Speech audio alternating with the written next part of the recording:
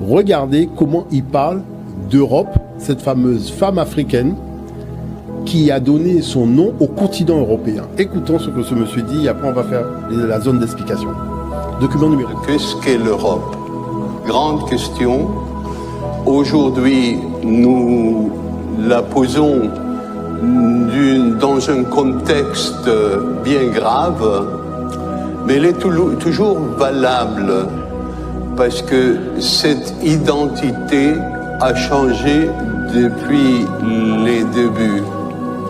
Et par les débuts, j'entends ce mythe grec de la princesse africaine Europe qui est enlevée et emmenée dans un site où elle va fonder le continent que nous appelons Europe.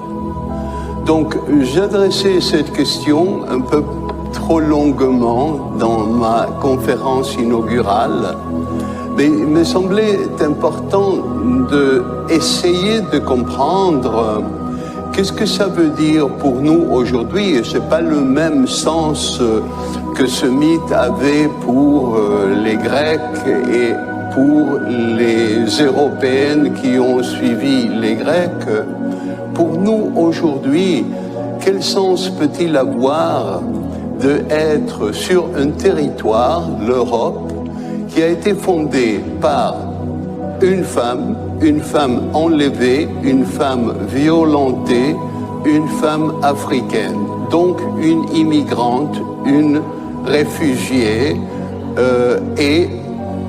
nous allons voir qu'il y a tout un vocabulaire lié à cette conception.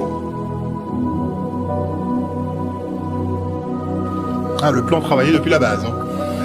Donc, vous voyez l'affaire. Bon, donc maintenant, la chose, vous voyez comment les gens, à force de falsifier, ils sont dans des problèmes. Donc, vous avez vu, je vous ai montré un document au départ où on vous dit que c'est une phénicienne. Et on part que Cadmos est phénicien, tout le monde est phénicien. Vous voyez, au Collège de France, il y a une intervention d'un spécialiste qui dit que c'est une femme africaine. Et que, alors, maintenant, il faut rentrer dans le fond de l'affaire. Lorsqu'un Européen dit qu'il est européen, c'est-à-dire quand un Blanc dit qu'il est européen, il se rattache à une femme africaine. Et c'est ça qu'ils essayent de cacher, c'est-à-dire c'est ça que les spécialistes essayent de cacher. Donc, moi, j'affronte tout le monde sur ce terrain, il n'y a aucun problème. Premièrement, tout ça remonte aux suppliantes d'Échille. Échille raconte que dans le Péloponnèse, donc en Grèce, le roi d'Argos, Inachos, a une fille qui s'appelle Io, mais qui était aussi une grande prêtresse.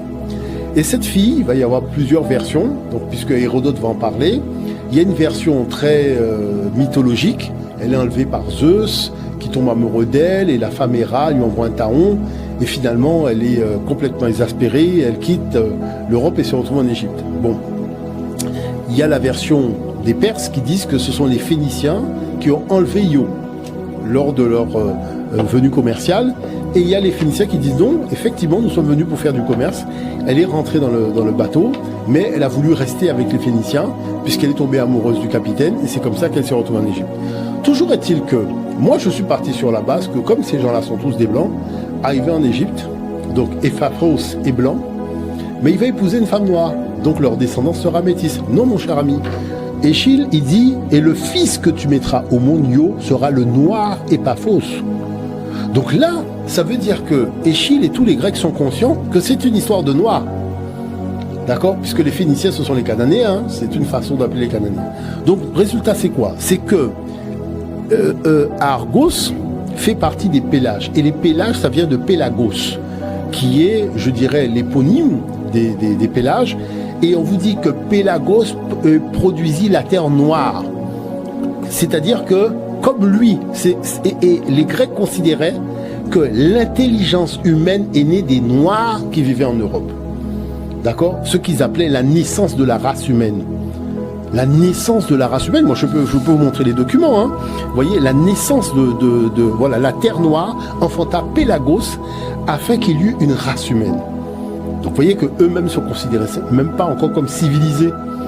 Et c'est au contact de ces noirs-là qu'ils vont accéder à la civilisation.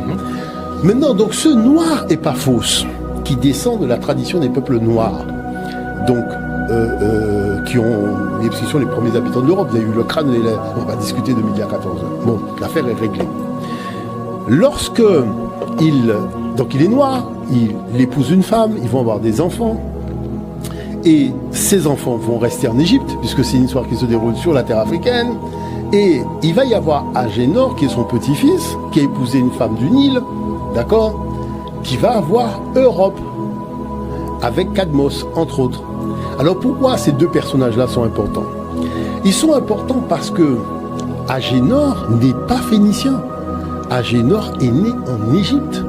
C'est ce que disent les archives grecques. Sauf que comme la région était sous protectorat de l'Égypte, donc il y a ce qu'on appelle un préfet, c'est-à-dire qu'on envoie quelqu'un qui va administrer le territoire. Donc Agénor administrait la Phénicie pour le compte de l'Égypte. D'accord? Bon. Mais prenons Cadmos, qui est le frère d'Europe. Cadmos qui a apporté l'écriture et qui a fondé une cité très importante en Europe. Regardez la discussion. Je suis à la Sorbonne et je demande aux gens de m'expliquer comment si Cadmos est phénicien, il y a 3 villes, Tyr, Sidon et Byblos, en Phénicie, qui sont les 3 cités principales. Cadmos, originaire de Phénicie, monte en Europe fonder une cité qu'il appelle Thèbes. Mais Thèbes, c'est la capitale de l'Égypte pharaonique. Or, Cadmos est né à Thèbes. Donc, comme il est né à Thèbes, il crée la réplique de la cité de sa naissance, là où il fonde sa nouvelle cité. Donc, autrement, il faut expliquer pourquoi un Phénicien crée une ville africaine. Donc, vous voyez que de toute façon, les gens qui font de l'escroquerie intellectuelle, ils sont morts dans cette affaire-là. Bon, 2. Il n'y a jamais eu de transmission des Phéniciens, donc de Cadmos, de l'écriture aux Grecs. Parce que les Grecs même disent que c'est aux Noirs qui vivaient là que les gens avaient l'habitude de transmettre des connaissances. Et les Noirs qui vivaient en Grèce transmettaient les connaissances, notamment au niveau de l'écrit, aux Noirs qui vivaient en Italie. Et c'est pour ça que je dis, il ne faut pas oublier que les Noirs qui vivaient en Italie, c'est eux qui sont à l'origine de ce qu'on appelle le latin. Et que lorsque les Européens sont arrivés, alors on peut régler l'affaire très rapidement.